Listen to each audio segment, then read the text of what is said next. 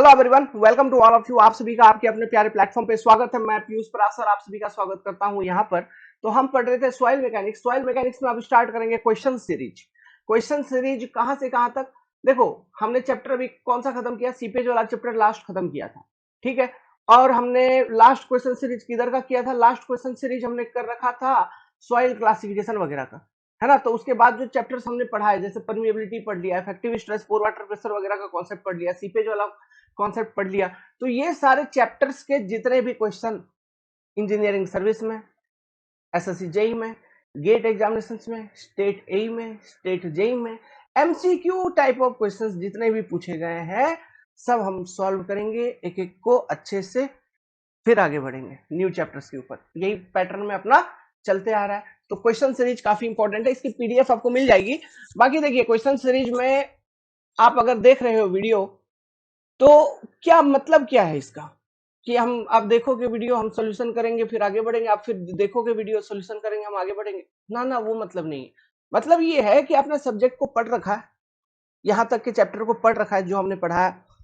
अब जैसे स्क्रीन पे क्वेश्चन आती है, आप क्वेश्चन को पढ़ो, अटेम्प्ट करो, वीडियो को पॉज करके, क्योंकि मैं तो तुरंत सॉल्यूशन बनाने लगूंगा क्वेश्चन पढ़ के।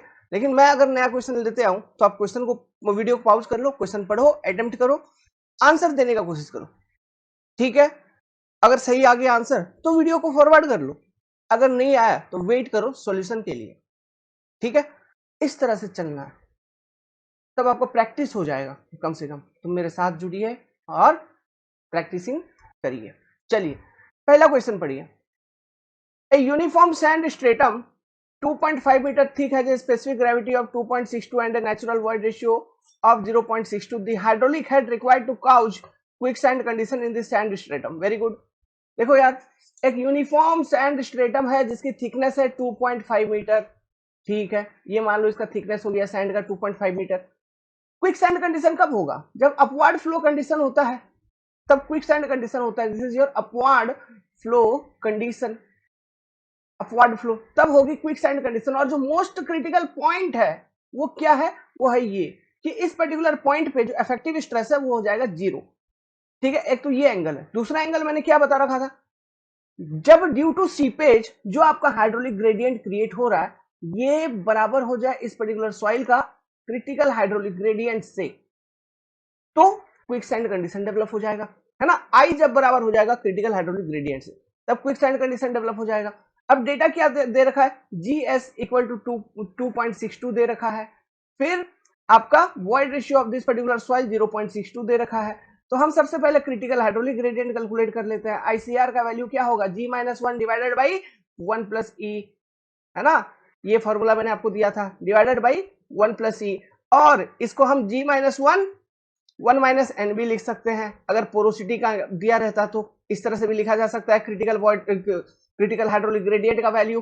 तो देखो, G minus one 2.62 minus one 1.62 divided by one plus E, one plus 0.62, 1.62 1.62 by 1.62, critical hydraulic gradient value is your one. सीधा सीधा देखो, ये सब इंजीनियरिंग सर्विस एग्जाम का क्वेश्चन है, तो कैलकुलेटर चलाने की जरूरत ही नहीं है, बस दिमाग, थोड़ा मोड़ा कैलकुलेशन आ रहा होगा, बाकी सब दिमाग से ही चीजों को सॉल्व करना।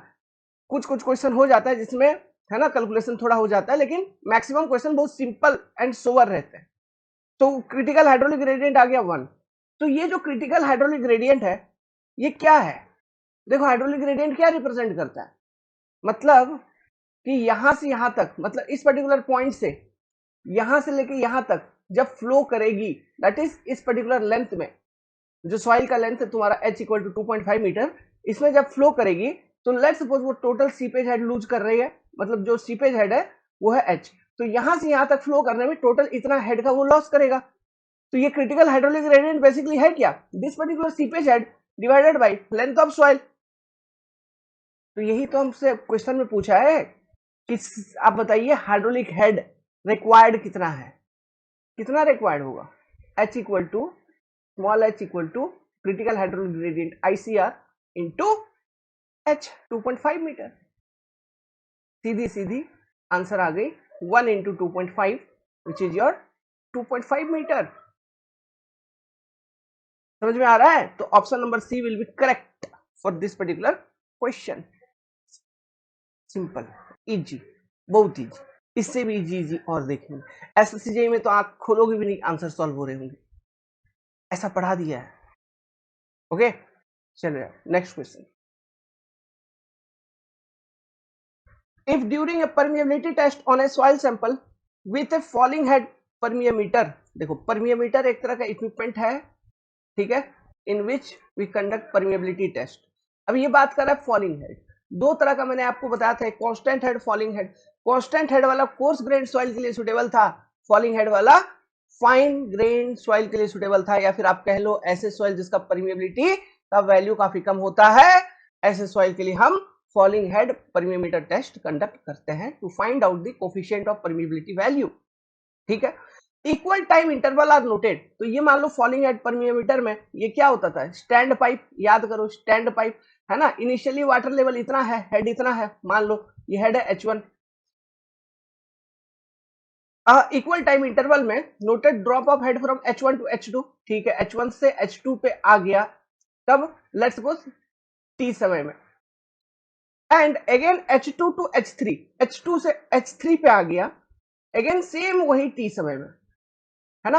Then which one of the following relation will hold good, consistency of test से ये क्वेश्चन पूछा गया। तो कंसिस्टेंसी ऑफ टेस्ट का मैंने इक्वेशन डिराइव किया करवाया था, इसमें सिंपली यही कॉन्सेप्ट आपको ध्यान रखना है, ये जो बीच वाला रिजल्ट है इसका वैल्यू क्या होगा, H2 equal to root under of H1 into H3, ये चीज हमने वहां पे आपको डिराइव करके दिया था। मतलब सीधी सी बात है, H2 अगर स्क्वायरिंग करोगे H2 square equal to H1 into H3, ठीक है। तो इस दोनों तरीके से लिखा जा सकता है, कंफ्यूजन होने की जरूरत नहीं है। तो कोई ऑप्शन मैच कर रहा है क्या, ऑप्शन नंबर बी देखो, H2 square equal to H1 into H3, ठीक लगा है। आगे क्वेश्चन पढ़ो, इजी है यार, सिंपल है। If the saturated density of a given soil is 2.1 ton per meter cube, then total stress in ton per meter square and effective stress in same unit of a saturated soil stratum at a depth of 4 meter will be, मतलब ये एक soil मास है 4 metre इसका depth. अब ये बोल रहा है ये जो सॉइल है ये सैचुरेटेड है, मतलब इसका जो पोर्स होगा वो पूरा के पूरा पोर में पानी भरा हुआ है ना, पूरा पूरा पोर में पानी भरा हुआ है, मतलब कहीं ना कहीं आप ये कह सकते हो कि यहीं पर वाटर टेबल, इधर ही आपका वाटर टेबल है। तो इस पर्टिकुलर पॉइंट पे डेप्थ पे आपको टोटल स्ट्रेस सिग्मा टी, है ना, and effective stress sigma e का वैल्यू कैलकुलेट करना। तो total stress sigma t will be equal to what, gamma saturated of this particular soil into 4 metre, that is your 2.1 into 4 metre, तो कितना हो गया, अरे 4 दूना 8, 0.1 इंटू 4 0.4 मीन्स 8.4, ये आ गया ना, ये ऑप्शन सीधा देखो, इसी में 8.4, तो यही आंसर डी करेक्ट होगा, 8.4 टन पर मीटर स्क्वायर, ठीक है। और जब हम इफेक्टिव स्ट्रेस का कैलकुलेशन करने जाएंगे सिग्मा इफेक्टिव, तो हमको पोर वाटर प्रेशर भी कंसीडर करना होगा, और पूरा सॉइल सैचुरेटेड है, मतलब वाटर टेबल को हम टॉप में ये जूम कर लेंगे, तो पोर वाटर प्रेशर डिस्ट्रीब्यूशन कुछ इस तरह से हो जाएंगे आपके यहाँ पे, है ना, पोर वाटर प्रेशर डिस्ट्रीब्यूशन। तो मैं सीधा सीधा लिखता हूँ यार, इफेक्टिव स्ट्रेस का वैल्यू क्या हो जाएगा फिर, जब आपका टोटल स्ट्रेस में से पोर वाटर प्रेशर माइनस करोगे सेम डेप्थ का, तो आपको कितना मिलेगा, gamma sat minus gamma W, तो gamma sat minus gamma W will be gamma submerged, है ना। तो गामा सेट इक्वल टू कितना है 2.1 माइनस गामा डब्ल्यू मतलब 1, तो 2.1 माइनस 1 मीन्स 1.1 इंटू 4 मीटर, यही बनेगा। मतलब सीधा सीधा देखो, gamma sat minus gamma W बन जाएंगे इंटू 4 बन जाएगा, तो यही चीज तो हमने लिखा यहाँ पे, ठीक है, 2.1 माइनस 1 विच इज योर 1.1, तो 1.1 इंटू 4 मीन्स 4.4, देखो आ गया, आंसर भी है, option D will be correct. Simple, इसी तरह के छोटे छोटे क्वेश्चन आते रहते हैं एग्जाम में। देखो क्वेश्चन पढ़ो, a depth Z below the surface of a submerged soil, very good, एक सरफेस है, मान लो इसके नीचे का जो सॉइल है सबमर्ज्ड है, मतलब ये ग्राउंड लेवल भी है, ये वाटर टेबल भी होगा, ठीक है, इधर ग्राउंड लेवल भी होगा, जेड डेप्थ बिलो ले लेते हैं, तो ये एक जेड डेप्थ बिलो ले लिया। Water pressure is gamma W Z, very good, ठीक है, कोई दिक्कत नहीं। वाटर प्रेशर डिस्ट्रीब्यूशन इस तरह से होगा सबमर्ज्ड केस में, यहाँ पे क्योंकि पूरा को पूरा मिट्टी डूबा हुआ ही है पानी में, तो यहीं से जीरो, मतलब यहाँ पे, ठीक है, यहाँ पे जीरो, फिर एट डेप्थ जेड जो वाटर प्रेशर आपको देखने को मिलेगा वो देखने को मिलेगा gamma W Z, very good. And it is the stress caused by water which is called neutral stress, और इसको हम कह रहे हैं न्यूट्रल स्ट्रेस, न्यूट्रल स्ट्रेस, ठीक है, इसको आप न्यूट्रल स्ट्रेस भी बोल सकते हैं। इसको आप उस जेड डेप्थ पे पोर वाटर प्रेशर कितना है ये भी कह सकते हैं, ये भी वही चीज है ना, पोर वाटर प्रेशर कितना है जेड डेप्थ पे, आप इसे वो भी कह सकते हैं पोर वाटर प्रेशर, इसमें कोई गड़बड़ी नहीं है, ठीक है। यहां पर इस पर्टिकुलर केस में जो पानी है, हमको सीधा सीधा कोई कैपिलरी वगैरह का कंडीशन नहीं दिया गया है, तो मैं कह सकता हूं इट इज अंदर हाइड्रोस्टैटिक कंप्रेशन, ये भी जोड़ दिया मैंने, हाइड्रोस्टैटिक कंप्रेशन। इतना तो दिमाग में मेरा चल ही रहा है ना ये सारी बातें, है ना, उस स्टेटमेंट को पढ़ के हाइड्रोस्टैटिक कंप्रेशन में है, ठीक है, ये सब तो मेरे को मालूम ही है। हाँ, अब आगे बात करते हैं। एसर्शन पढ़ लिया आपने, रीजन को पढ़ो। The water pressure act equally in all direction, ठीक, ये बात सही बात है। एक पर्टिकुलर ग्रेन है, मान लो इसके ऊपर वाटर प्रेशर ऑल डायरेक्शन में इक्वली एक्ट कर रहा होगा उस पर्टिकुलर डेप्थ पे, मतलब ये वाटर प्रेशर का वैल्यू कितना है इस पर्टिकुलर डेप्थ पे, गामा डब्ल्यू जेड, तो इधर से गामा डब्ल्यू जेड, इधर से गामा डब्ल्यू जेड, इधर से गामा डब्ल्यू जेड, इधर से गामा डब्ल्यू जेड, इधर से गामा डब्ल्यू जेड, इधर से गामा डब्ल्यू जेड, इधर से कोई भी डायरेक्शन देख लो सॉइल सॉलिड के ऊपर, किसी भी डायरेक्शन पे, हर एक डायरेक्शन से इक्वली उस पर्टिकुलर लेवल पे वही प्रेशर लग रहा होगा, कुछ कोई इधर से, कोई इधर से, कोई इधर से, कोई उधर से, कोई इधर से, कोई इधर से, कोई उधर से, कोई उधर से लग रहा होगा, ठीक, डेफिनेटली लग रही हो, कोई बात नहीं, लगती, and transmit the same fully on grain to grain contact causing compression in the soil।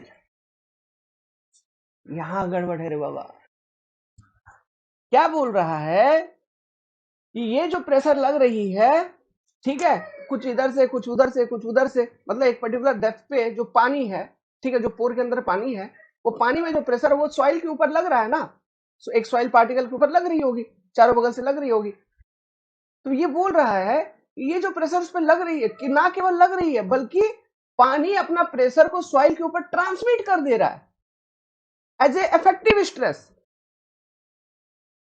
बेवकूफ समझाए क्या, अभी ट्रांसमिट नहीं करेगा, ट्रांसमिट कब करेगा जब वाटर टेंशन में होता है, जब कैपिलरी राइज वगैरह होगा, तो वो जितना अमाउंट से कैपिलरी राइज हुआ होता है उसके करस्पॉन्डिंग जो भी आपका स्ट्रेस डेवलप हुआ होता है मैक्सिमम, वो ट्रांसमिट हो जाता है, ये थोड़ी ना ट्रांसमिट होता है, ठीक है, ये तो इधर से लग रहा है कुछ, कुछ इधर से लग रहा है, कुछ उधर से लग रहा है, वो तो एक दूसरे को कैंसिल आउट कर देंगे, और एक दूसरे को कैंसिल आउट करके उसका वैल्यू हो जाएगा जीरो, इसीलिए तो इसको हम बोलते हैं न्यूट्रल प्रेशर। क्यों, क्योंकि ये जो प्रेशर लग रही है ना, या फिर ये जो स्ट्रेस लग रही है, ये सॉइल सॉलिड को किसी भी तरह से इफेक्ट नहीं करती, मतलब सॉइल सॉलिड को एक दूसरे के करीब नहीं लाती, उसमें किसी भी तरह का मूवमेंट नहीं क्रिएट करवाती, ये बस अपना प्रेशर है, पानी के ऊपर अपना एक प्रेशर लग रहा है, और अगर वो उसको तुम सॉइल सॉलिड के ऊपर लगता हुआ देखोगे तो सॉइल पार्टिकल के ऊपर चारों बगल से लग रहा है सेम मैग्नीट्यूड का, और कैंसिल आउट कर दे रहे एक दूसरे को, जिस कारण से सॉइल सॉलिड पे किसी भी तरह का मूवमेंट नहीं है, जब सॉइल सॉलिड के ऊपर किसी भी तरह का मूवमेंट नहीं है ना, मतलब ये न्यूट्रल है अपने आप में, समझ रहे हो, इसलिए उसको हम न्यूट्रल स्ट्रेस कहते हैं। ये तो बोल रहा है कि ट्रांसमिट करेगा, इफेक्टिव स्ट्रेस बढ़ाएगा, सही है क्या, नहीं, ये सही नहीं है। ये किस केस में सही होता, ये सही होता अगर कैपिलरी टेंशन का बात कर रहा होता, तो उस केस में एक टाइम पे हम सोच भी सकते थे, but not in this case, तो reason is your wrong, statement सही है, कोई बात नहीं, स्टेटमेंट उसने बताया है कि एक सबमर्ज सॉइल है, उसके जेड डेप्थ नीचे जाओगे, है ना, तो वहां पे गामा डब्ल्यू जेड का वाटर प्रेशर लग रहा होगा, जिसको हम न्यूट्रल प्रेशर कहते हैं, बहुत अच्छा, हाँ कोई बात नहीं, लेकिन जो रीजन एक्सप्लेन कर रहा है कि उसको न्यूट्रल स्ट्रेस क्यों बोल रहे हैं, वो एकदम उल्टा कर रहा है, समझे, इसलिए असर्शन आपका सही है, reason is wrong, reason is not correct. तो जो करेक्ट आंसर होगा इसमें, इसका अगर ऑप्शन आप नहीं जान रहे तो ऐसा होता है, देखिए 4 ऑप्शन होता है, ए बी सी डी? मैं बताता हूं। ए मतलब होता है कि आपका एसर्शन भी सही है, रीजन भी सही है, और ये जो रीजन है वो एसर्शन का परफेक्ट एक्सप्लेनेशन है, वो होता है ऑप्शन ए। ऑप्शन बी क्या होता है? आपका एसर्शन भी सही है, रीजन भी सही है, बट मतलब दोनों ही स्टेटमेंट सही है, but reason is not correct explanation of assertion है, बाकी वो अपने अपने जगह पे सही है, वो होता है option number b. Option c में क्या होता है? एसर्शन सही है, ऊपर वाला सही है, नीचे वाला सीधा, स्टेटमेंट ही गलत, वो होता है सी। डी में क्या होता है? नीचे वाला सही है, ऊपर वाला सीधा गलत, वो होता है ऑप्शन डी। तो यहां पे क्या ऑप्शन करेक्ट होगा? ऑप्शन नंबर सी आपका करेक्ट होगा। assertion is correct but reason is completely wrong, वो स्टेटमेंट ही गलत है, ठीक है। हाइड्रोस्टैटिक कंप्रेशन के केस में ऐसा नहीं होता, जब पानी हाइड्रोस्टैटिक कंप्रेशन में है तो वहां पे ऐसा नहीं होता, जो भी वाटर प्रेशर होता है उसको न्यूट्रल प्रेशर इसलिए हम बोल रहे होते हैं क्योंकि वो सॉलिड सॉलिड के ऊपर लग रहा है तो हर डायरेक्शन से इक्वली लग रही होती है और एक दूसरे को कैंसिल आउट कर देती है, और उस कारण से जब एक दूसरे को कैंसिल आउट कर ही रहा है तो सॉइल सॉलिड के ऊपर किसी भी तरह का मूवमेंट वो इंपोज नहीं करती, मतलब सॉइल सॉलिड किसी भी तरह से मूव नहीं करता, एक दूसरे से करीब या एक दूसरे के दूर नहीं जाता, हैंस इसका रोल न्यूट्रल होता है। ये जो वाटर प्रेशर है, ये पोर वाटर प्रेशर, इसका रोल न्यूट्रल होता है, इसलिए हम इसको न्यूट्रल स्ट्रेस कहते हैं। नोट्स में लिखवाया था, अच्छे से याद करो, ठीक है।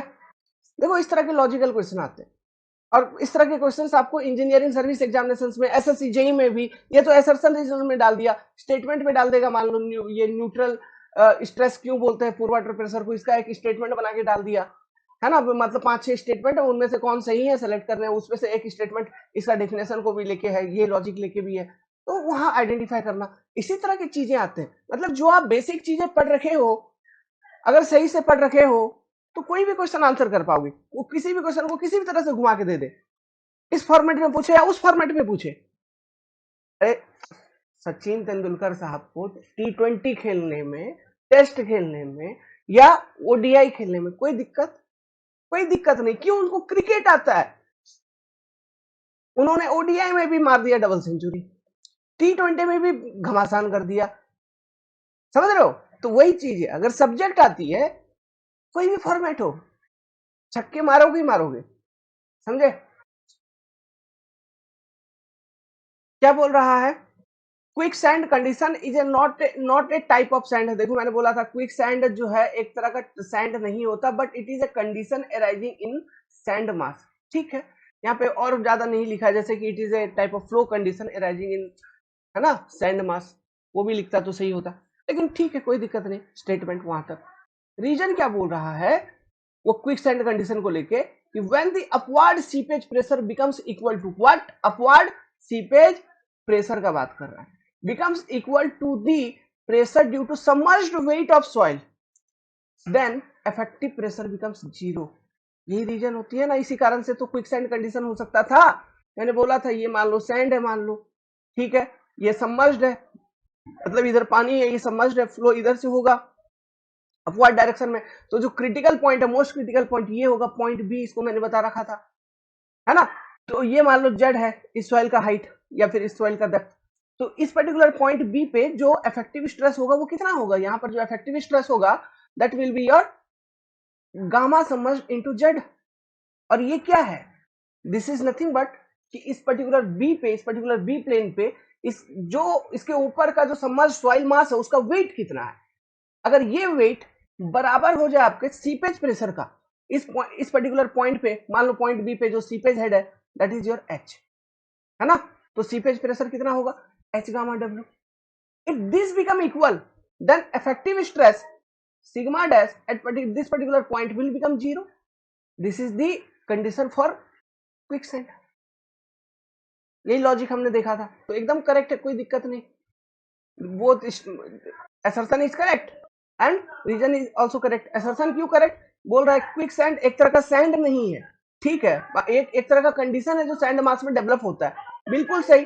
फिर वो क्विक सैंड को एक्सप्लेन कर रहा है कि क्विक सैंड क्यों पॉसिबल है, ये भी एक्सप्लेनेशन भी उसका सही है कि इफेक्टिव स्ट्रेस जीरो हो जाता है तो क्विक सैंड कंडीशन डेवलप हो जाता है, ये भी सही है। तो इसका आंसर क्या हो जाएगा? ऑप्शन नंबर ए, मतलब assertion is correct, reason is also correct, and reason is perfect explanation और correct explanation of the given assertion, है ना। An upward hydraulic gradient of I, a hydraulic gradient I of a certain magnitude will initiate phenomena of boiling in granular soil. ठीक है, ये बात कर रहा है अपवार्ड हाइड्रोलिक ग्रेडियंट, मतलब जब सीपेज होगी तो जो हाइड्रोलिक ग्रेडियंट होगा, और सीपेज जब अपवार्ड डायरेक्शन में हो रहा है तो जो हाइड्रोलिक ग्रेडियंट होगा वो ग्रेडियंट का बात कर रहा है आई, और ये बोल रहा है कि it will initiate the phenomena of boiling in granular soil. Granular soils के अंदर जैसे कि आपको मीडियम सैंड वगैरह, ठीक है, या फाइन सैंड वगैरह, इसमें फेनोमेना ऑफ बॉइलिंग मतलब क्विक सैंड कंडीशन वगैरह ये डेवलप कर देगा। तो the magnitude of this gradient is, simple सी बात है, क्या बोल रहे हैं, बोल रहा है कि अपवार्ड सीपेज के कारण जो आई आपका लगभग आई क्रिटिकल के बराबर हो गया, यही बोल रहा है। तो आई क्रिटिकल का value approximate value for granular soil मैंने आपको कितना याद करवा रखा था, 1.0। ये कैसे आ रहा था, जी का वैल्यू ले लो नॉर्मली 2.65, और जो ग्रैनुलर सॉइल्स होते हैं उसके लिए लगभग जो वॉइड रेशियो अपने को लेना है वो 0.7 है ना। तो आईसीआर का वैल्यू निकाल लो यार, 2.65 माइनस 1 डिवाइडेड बाई 1 प्लस 0.7, तो इट विल बी अप्रोक्सीमेटली 1। यही चीज तो है, तो ऑप्शन नंबर सी करेक्ट। तो हमेशा ध्यान रखना आईसीआर का value is almost equal to 1, समझ गए। देखो एकदम ये सब इंजीनियरिंग सर्विस एग्जाम का क्वेश्चन है, आप सोच रहे होगे, पछता रहे होगे हम ईएसी क्यों नहीं देते हैं। ए डिपॉजिट ऑफ फाइन सैंड मतलब आईसीआर का वैल्यू पूछ रहा है, क्या होगा, क्रिटिकल हाइड्रोलिक ग्रेडियंट, अभी तक तो याद किए G minus one one minus N है ना, या फिर G minus one divided by 1 plus E, यही तो होता है आईसीआर का वैल्यू, क्रिटिकल हाइड्रोलिक ग्रेडियंट, और इसकी वैल्यू होती है अप्रोक्सीमेटली 1 फॉर ग्रैनुलर सॉइल। ये 1 कहां से आ रही है, अप्रोक्सीमेटली 1, जिसमें जी का वैल्यू हम 2.65 ले रहे हैं और वॉइड रेशियो का वैल्यू कितना ले लेते हैं, 0.7 के आसपास। चीज तो देख ही रहे, जब ड्यू टू अपवार्ड सीपेज आई बराबर हो जाए आईसीआर का, जस्ट बराबर ही हो जाए, तो क्विक सैंड कंडीशन क्यूएससी हो जाएगा। जब आई ग्रेटर देन हो जाए आईसीआर का तो अनस्टेबल कंडीशन होती है, ठीक है। कौन सा condition, unstable condition. Factor of safety में मैंने बता रखा था हीरो बटा विलन, हीरो मेरा है आईसीआर क्योंकि ये सॉइल के प्रॉपर्टीज के ऊपर डिपेंड करता है, खाली खाली देखो जी और ई के ऊपर डिपेंड कर रहा है मेरा हीरो, है ना। और ड्यू टू फ्लो कंडीशन जो हाइड्रोलिक ग्रेडियंट बन रही है वो आई, तो विलन है मेरा आई। तो ये बता रखा था मैंने फैक्टर ऑफ सेफ्टी। चलो यार, हाँ और एक चीज मैंने बता रखा था, जो फाइन सैंड होते हैं, फाइन सैंड जब हम डिजाइन कर रहे हैं सेफ्टी को लेके, तो फाइन सैंड के लिए जो फैक्टर ऑफ सेफ्टी है, क्योंकि उसमें क्विक सैंड होने का चांसेस ज्यादा है, तो उसके लिए फैक्टर ऑफ सेफ्टी थोड़ा ज्यादा मेंटेन रखते हैं, 6 to 7। और जो आपका कोर्स सैंड है या मीडियम सैंड है ना, कोर्स सैंड, उसके लिए जो हम फैक्टर ऑफ सेफ्टी यूज करते थे, रिकमेंड करते थे 4 to 5, ये आपका कोडल प्रोविजंस था, ये भी चीज लिखवा दिया मैंने आपको, ठीक है। तो याद रखना ये सब डेटा, पढ़ो यार क्वेश्चन पढ़ो।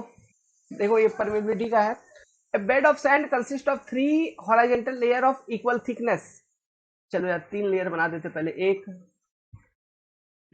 दो ही बना, 1 2 3, ठीक है, इक्वल थिकनेस, मतलब मान लो इसका थिकनेस है h1, इसका थिकनेस है h2, इसका थिकनेस है h3, which is equal, that is h1 equal to h2 equal to h3, h1 equal to h2 equal to h3, this is the condition given.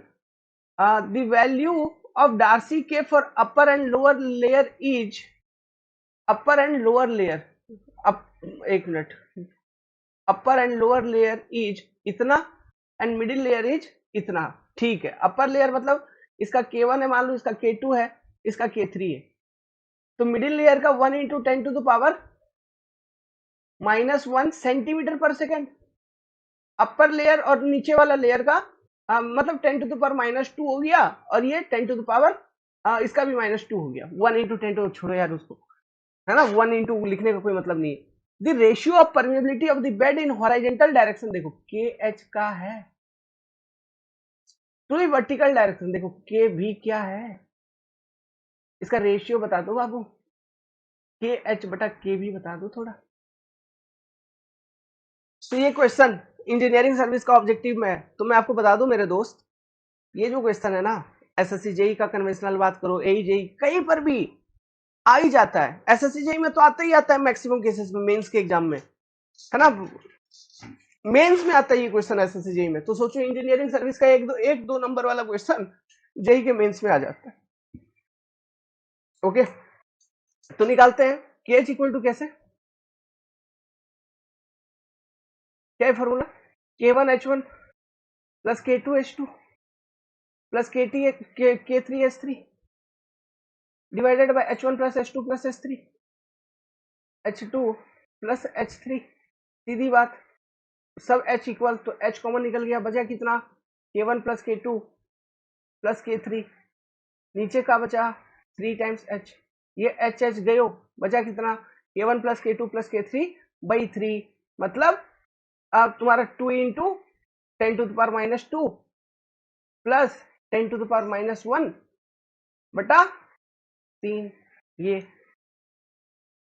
अब इसको सिंप्लीफाई करना, आप बोलोगे सर ऐसा ऐसा वैल्यू आगे कैसे सिंप्लीफाई करें, अरे बाबू थोड़ा कलम चलाओगे तुरंत हो जाएगा। 2 into 10 to the power minus 2 मतलब क्या है 1/100, तो 2/100, तो 2/100 मतलब 1/50, तो 1/50 प्लस 1/10 1/10 डिवाइडेड बाई 3 इधर। अभी देखो ये 1/50 प्लस 1/10 ऊपर सिंप्लीफाई करोगे, 50 गुना 10 मल्टीप्लाई कर दो 500, ऊपर 10 प्लस 50 कितना 60, नीचे कितना 3, ये जीरो गयो ये जीरो गयो, बचा कितना 6/50, डिवाइड होगा आपस में नहीं, 2 काट देगा लेकिन दोनों को, ये 3 में गया ये 25 में गया, तो ऊपर वाला 3 नीचे वाला 3 गयो, तो बचा क्या 1/25। दिस इज योर के एच, इतना सेंटीमीटर पर सेकेंड। इस तरह के वी निकाल लेने का, के वी कैसे निकालते हैं, H1 plus H2 plus H3 हो गया एक, तो उसके बाद H1 by K1 plus H2 by K2 plus H3 by K3, put करने का और चीजों को सॉल्व करने का। जब आप के वी निकालोगे आपको जो सिंप्लीफाइड फॉर्म मिलेगा वो मिलेगा 3/210 सेंटीमीटर पर सेकेंड। अब आपसे क्या पूछा, रेशियो ऑफ के एच अपॉन के बी, मतलब 1/25 डिवाइडेड बाई 3/200 सॉरी 210, तो 1/25 इंटू क्या हो जाएगा 210/3, मतलब ऊपर आएगी 210 नीचे आ जाएगा 3 इंटू 25। सॉल्व करने का तो वो 70 बार में जाएगा, 7 तिया कितना होता है 21, तो 210 से वो, तो 70 बार में कटा। अच्छा अब यहाँ पे ऑप्शन अलग पूछा है ना इस तरह से, मतलब कितना कितना रेशियो, देखो ये 25 अगर 1 यूनिट है तो 70 कितना बार में 50, 25 दूना 50, ठीक है, और फिर बचा कितना 5, ये लगभग ये आपका जो मिल रहा है 2 से तो आगे होगा, 2 से ज्यादा ही होगा, मतलब जो रेशियो बन रहा है 2 से ज्यादा बन रहा है ना, तो कितने का, यहाँ ऑप्शन देखो, ऑप्शन मैच करवाओ, 2.8:1, option B will be correct, ठीक है, मतलब 25 इंटू 2.8 करिए 70, 25 को एक यूनिट लिया उधर रेशियो काट दिया, like this you have to solve question, but this two formula is very important. इसे अभी आपको एक छोटू सा क्वेश्चन दिख रहा है, बट आप जब ऑब्जेक्टिव क्वेश्चन और सॉल्व करेंगे, जब हम करवाएंगे अभी आपको, ठीक है, बहुत बहुत सारा क्वेश्चन करवाएंगे, लगभग मोटा मोटी हम आपको 200 क्वेश्चन सॉल्व करवाएंगे, 200 इन सभी चैप्टर्स को मिला के, गेट टीएससी एसएससी सबके, है ना, तो अब देखेंगे कि कितना अधिक बार कितना ज्यादा टाइम ये क्वेश्चन पूछे जाते हैं।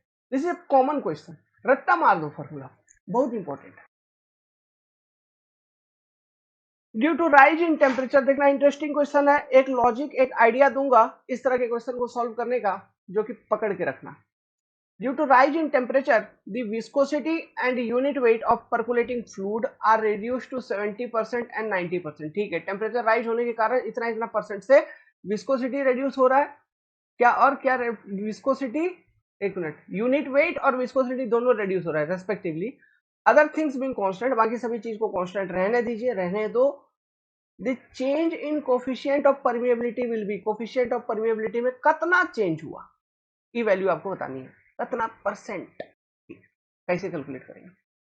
Coefficient of permeability K is directly proportional to gamma W divided by coefficient of dynamic viscosity mu. ठीक, अगर ये रिलेशनशिप है तो क्या इस रिलेशनशिप को हम ऐसे लिख सकते हैं कि let's suppose coefficient of permeability K is equal to some constant C into gamma W by coefficient of dynamic viscosity. Engineering में ऐसा ही करते हैं, जो प्रोपोर्शनलिटी है उसको हटाने के लिए वी इंट्रोड्यूस सम कांस्टेंट। अब क्वेश्चन में कह रहा है कि अदर थिंग रिमेन कांस्टेंट, मतलब और किसी में कोई चेंज होगी ही नहीं, है ना, टेम्परेचर का कोई इफेक्ट नहीं है, तो ये सी तो वैसे भी कांस्टेंट रहने वाला है। तो k equal to some constant into gamma W by mu ऐसा था। तो लेट्स सपोज कि ये है आपका k1, ऐसा पहले से था, बाय डिफॉल्ट था। लेकिन अब क्या हुआ, टेम्परेचर चेंजेस हुआ, टेम्परेचर चेंजेस हुआ तो k2 आपको मिल रहा है कितना, वही some constant c into, but अब क्या हुआ है, the viscosity and unit weight of percolating water are reduced to 70% and 90%।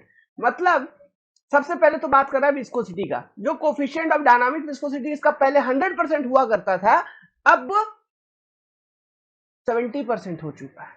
ठीक है, टेम्परेचर बढ़ा है ऑब्वियसली, इसलिए विस्कोसिटी कमेगा। 70% हो चुका है, मतलब अब जो विस्कोसिटी मैं यहाँ पे लिख रहा हूँ 0.7 इंटू यू लिख रहा हूँ, एंड यूनिट वेट हो गया आपका 90%, मतलब gamma W is 0.9 into gamma W, this is your K2 value. यही बात ना कर रहा था, है ना। तो ये 0.9 अपॉन 0.7 है, तो इसको क्या मैं 9/7 सीधा सीधा लिख सकता हूँ, दशमलव काट देंगे, क्योंकि अगर आप लिखोगे तो 9/10 लिखोगे, बाई 7/10 तो वो कट जाएंगे आपस में 10-10। ठीक है, तो देखो ये K2 इक्वल टू सीधा मैं लिख दूंगा some constant C into 9/7 into gamma W by mu, ये चीज आ गई K2। तो ये चेंज्ड वैल्यू है कोफिशिएंट ऑफ परमेबिलिटी का। तो कितना परसेंट चेंज हुआ है वो हमको निकालनी है। तो कितना परसेंट चेंज किसके रेस्पेक्ट में, ओरिजिनल के रेस्पेक्ट में। तो जो चेंज है, परसेंटेज चेंज हम कैसे निकालेंगे, जो भी डेल्टा आया आपको change in coefficient of permeability divided by original K1। तो ये चेंज क्या है, ये चेंज है आपका K1 माइनस K2 या K2 माइनस K1 आप लिखेंगे। ठीक है, K2 माइनस K1 लिखिए या K1 माइनस K2, हमको इन दोनों परमिएबिलिटी का डिफरेंस लेना है। ओके, तो अगर मैं इनका पहले डिफरेंस ले लूं, मतलब 9/7 माइनस 1। ठीक है,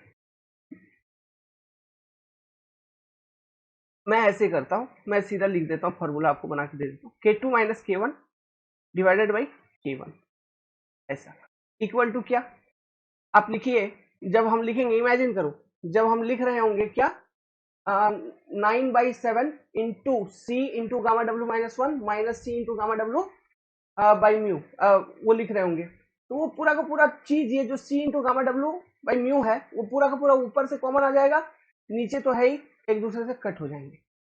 ओके,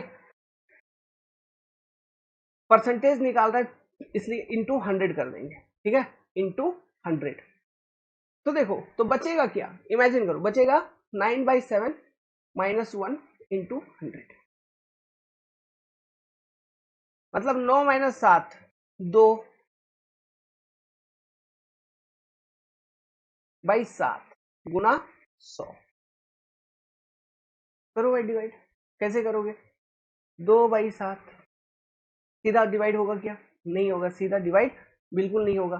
तो 10 से मल्टीप्लाई कर दो पहले, अगर 10 से मल्टीप्लाई कर दोगे, पहले से ये जो 100 है इसका 10 ले लिया, मान लो ये जो 100 बगल में है इसी का 10 ले लिया, है ना, तो बगल में यहाँ कितना बचा 10, तो अब कितना बार में डिवाइड हो जाएगा, सबसे पहले 2, 7 दूना 14, 7 तिया में नहीं जाएगा, क्यों 21, है ना, 7 दूना 14, 14 गए हो, बचा कितना 6। अब ये 6 भी कटेगा क्या सीधा, 6 भी सीधा नहीं कटेगा, लेकिन दशमलव के बाद इसको आप 0 लो, तो ये कितना बार में जाएगा फिर 8 बार में 56। ठीक है, तो बचेगा कितना 4, ये बचेगा ना, 8 बार में गया 56, 8 में से 4 बचा, फिर 0 लो, लगभग 5 बार में, है ना, 35, 7 बचे 35, फिर क्या बच जाएगा, फिर 5 बच जाएगा, इस तरह से चलते रहेगा, समझ रहे हो। तो यहाँ आ गया तुमको 2.85, और उधर पहले से और 10 तुम्हारे पास है, तो 2.85 इंटू 10 अगेन करोगे तो क्या आ जाएगी 28.5। ये कैलकुलेशन ट्रिक, इस तरह से कैलकुलेट किया जाता है मैनुअली। कुछ मैच कर रहा है क्या? Option number B. कंसेप्ट समझे, चेंज कैसे निकाले वो जरूरी है, ठीक है। इस वाले क्वेश्चन को पढ़िए। Constant head permeability test is not used for fine grained soil. सही बात है, constant head permeability test coarse grained soil के लिए इस्तेमाल होता था, फाइन ग्रेन्ड सॉइल के लिए क्यों नहीं इस्तेमाल होता था? तो हमने आपको वहां पे ये बताया था, कांस्टेंट हेड परमिएबिलिटी टेस्ट बहुत ही कम समय में कंप्लीट होने वाली टेस्ट है, और उतना कम समय में आपको सफिशिएंट डिस्चार्ज नहीं मिल रही होगी थ्रू फाइन ग्रेन्ड सॉइल, क्योंकि उनका परमिएबिलिटी का वैल्यू काफी कम होता है। जब सफिशिएंट डिस्चार्ज ही नहीं मिल पाएगा तो आप टेस्ट से सही सही रीडिंग नहीं निकाल पाओगे, मतलब परमिएबिलिटी को कैलकुलेट ही नहीं कर पाओगे। समझ में आ रहा है? इसलिए हम वहां पे क्यों ये टाइम टेकिंग हो जाएगा, एक लंबा समय चलेगा, क्योंकि ये कांस्टेंट हेड मेंटेन रखना है, फाइन ग्रेन सॉइल है, उससे फ्लो करवाओगे, धीरे धीरे धीरे पानी आ रही होगी, तो जो भी डिस्चार्ज आप सब्सटेंशियल डिस्चार्ज कलेक्ट करने के चक्कर में हो, वो इतना दिनों बाद वो निकलेगी उस सॉइल से कि उतना दिन बाद आपको रिजल्ट निकलेगा। लेकिन हमको रिजल्ट चाहिए 20 से 50 मिनट के अंदर में लेबोरेटरी के अंदर, तो फिर कैसे? तो ऐसे केसेस में what we do, we conduct falling head test. अलग एक मेथड डेवलप किया गया है for fine grained soil.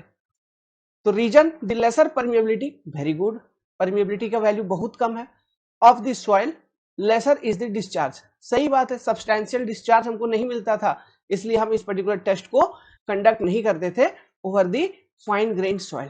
Fine grain soil के लिए कौन सा? आपका फॉलिंग हेड परमिएबिलिटी टेस्ट, ठीक है। और एक तो था हॉरिजॉन्टल कैपिलैरिटी टेस्ट या फिर कैपिलैरिटी परमिएबिलिटी टेस्ट जिसको हम बोलते थे। वो टेस्ट सुटेबल था किसके लिए? पार्शियली सैचुरेटेड सॉइल के लिए। बाकी ये जो दो टेस्ट थे, ये दो टेस्ट किसके लिए थे? ये थे फुल्ली सैचुरेटेड सॉइल के लिए, फुल्ली सैचुरेटेड सॉइल कंडीशन के लिए। बाकी वो जो टेस्ट था कैपिलरी परमिएबिलिटी टेस्ट, वो पार्शियली सैचुरेटेड सॉइल कंडीशन के लिए था। कैपिलरिटी परमिएबिलिटी टेस्ट के तहत हम capillarity and coefficient of permeability दोनों डेटा कैलकुलेट करते थे, ठीक है। चीजें ध्यान में रहेंगे, ठीक। Which one of the following equation correctly give relationship between the specific gravity of soil grain इतना hydraulic gradient I to initiate quicksand condition in a sand having a void ratio of इतना? अच्छा, तो I critical का value क्या होता है? G minus 1 divided by 1 plus E, मतलब I critical tends to I बोल रहा है, ठीक है। G minus 1 हो गया तुम्हारे इधर, ठीक है। इधर 1 plus E हो गया, मतलब 1 plus 0.5 हो गया, है ना। E का वैल्यू आपको यहाँ पे 0.5 दे रखा है, तो I equal to G minus 1 divided by 1.5, तो ये क्या है 1.5 times I equal to G minus 1, ठीक है। तो 1.5 I plus 1 equal to G, 1.5 I plus 1 equal to G, ठीक है। Option C is correct, simple. अरे क्विक सैंड कंडीशन हो गया, मतलब आपका ये I क्रिटिकल जो I हो चुका है, ये I क्रिटिकल हो गया है, तो आई क्रिटिकल वाले फॉर्मूले को कंसिडर करके आगे सॉल्यूशन बनाइए। आई क्रिटिकल इक्वल टू क्या है यार? G minus 1। बहुत बहुत क्वेश्चन पूछता है 1 माइनस एन, पोरोसिटी वाला डायरेक्ट फॉर्मूला याद रखेगा, मतलब 2.5 माइनस 1, 1.5 इंटू 1 माइनस 1/3, 1 माइनस 1/3 मतलब 3 माइनस 1/3 मीन्स 2/3।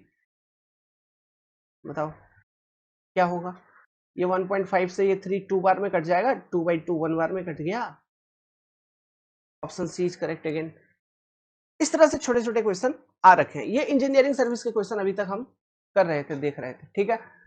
मैं यहाँ पे इस पर्टिकुलर वीडियो को समाप्त करता हूँ, क्योंकि कुछ ना कुछ कंटेंट आना चाहिए यूट्यूब पे आज, है ना। आज थोड़ा लेट हो गया हूँ, तो 7 साढ़े 7 बज गया है। अभी से मैं क्वेश्चन सॉल्विंग करने बैठूंगा, सारा का सारा क्वेश्चन जितने भी हैं, लगभग मेरे को 200-250 क्वेश्चन करवाने हैं, गेट ESE SSC जी तीनों मिला के मैं क्लब करके, है ना, 3-4 घंटे लगेंगे।